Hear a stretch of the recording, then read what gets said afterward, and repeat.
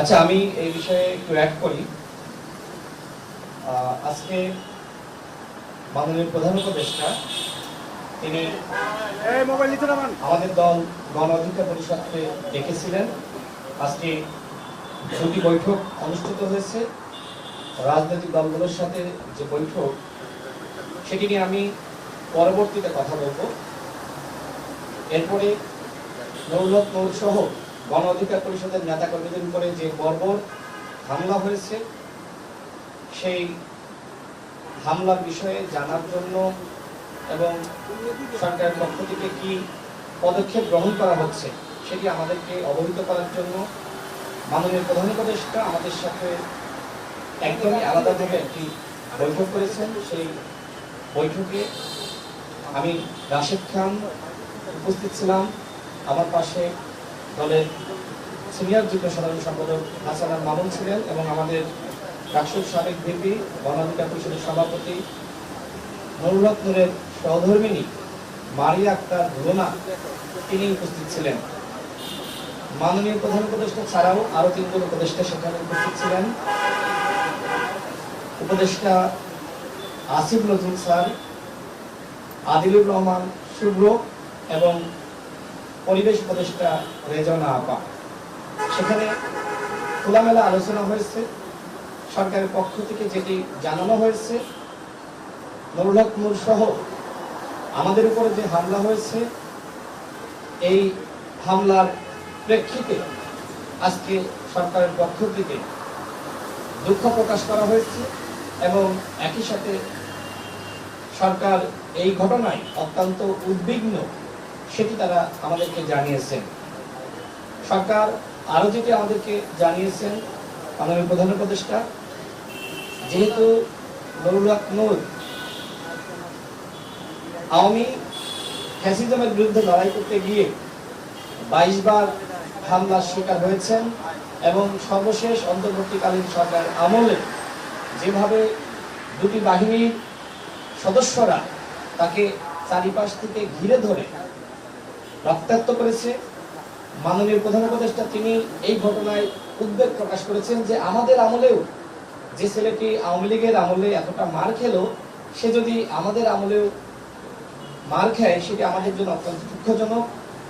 এই জন্য সরকারের পক্ষ থেকে যে তদন্ত কমিটি গঠনের কথা আমাদেরকে জানিয়েছিলেন, আজকে আইন উপদেষ্টা মাননীয় প্রধান উপদেষ্টার সামনে যেটি বলেছেন, আজকে রাতের মধ্যে সেই বিচার বিভাগীয় তদন্ত কমিটি প্রকাশ করা হবে এবং যেহেতু নুরুল হক নূরের মগজের উপরে যে খুবই নরম হাড় থাকে সেটা ক্ষতিগ্রস্ত হয়েছে। আজকে সকালেও আমি ঢাকা মেডিকেলে গিয়েছি, সেখানে নুরুল হক নূরের সাথে কথা বলার চেষ্টা করেছি, যদিও তিনি কথা বলতে পারছেন না। আমি উপস্থিত থাকা অবস্থায় দেখেছি যে নুরুল হক নূরের নাক দিয়ে ব্লিডিং হচ্ছে। তিনি যখন কাশি দিচ্ছেন তখন কাশির সাথে রক্ত বের হচ্ছে এবং তিনি একদমই প্রায় কথা বলতে পারছেন না। খুব কষ্ট করে আমার সাথে কয়েকটি কথা তিনি বলেছেন। তিনি বলেছেন যে ভাই, আমার খুব কষ্ট হচ্ছে। তো আমরা প্রধান উপদেষ্টাকে এই বিষয়গুলো জানিয়েছি এবং যে ঘটনাকে কেন্দ্র করে এই হামলা হয়েছে, যারা এই ঘটনার সাথে জড়িত, সেই বিষয়গুলো আমরা খোলামেলা প্রধান উপদেষ্টাকে জানিয়েছি।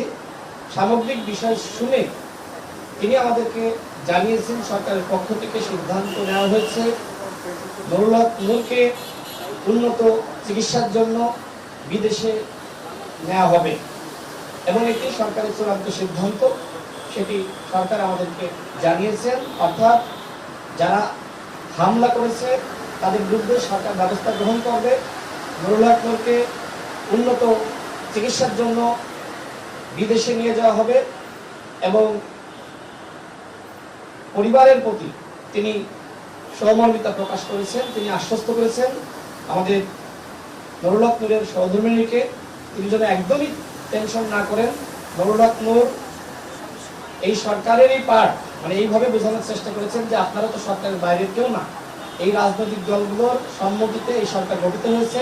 সুতরাং নুরুল হক নূরের পাশে মাননীয় প্রধান উপদেষ্টা তার সর্বোচ্চ দিয়ে থাকবেন, সেটি আমাদেরকে প্রধান উপদেষ্টা জানিয়েছেন। এই পর্যায়ে আমাদের এই মানে সাংবাদিক সম্মেলন এই পার্ট শেষ। আমরা পরবর্তীতে রাজনৈতিক দলগুলোর সাথে যে আলোচনা হয়েছে সেই বিষয়ে আমরা কথা বলবো। আমরা এটা শেষ হোক। দেখেন, সরকার নিজে দায়িত্ব নিয়েছে এবং বিচার বিভাগীয় তদন্ত কমিটি গঠন করেছেন। আজকে রাতেই সেই কমিটি পাবলিশ করবেন।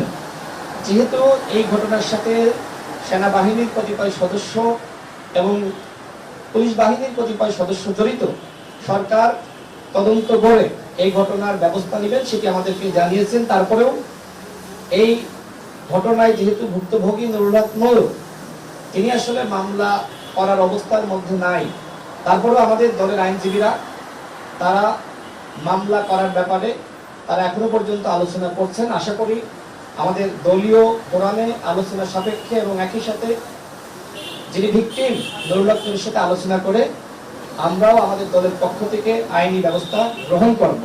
কিন্তু সরকার আমাদেরকে যেটি জানিয়েছেন যে তারা এই ঘটনার সুষ্ঠু তদন্ত করবেন এবং যাতে করে নিরপেক্ষ তদন্ত হয়, যারা মূল অপরাধী তারা বের হয়ে আসে, তাদের যথাযথ শাস্তির ব্যবস্থা করতে পারে, সেই উদ্যোগ সরকারের পক্ষ থেকে নেওয়া হবে।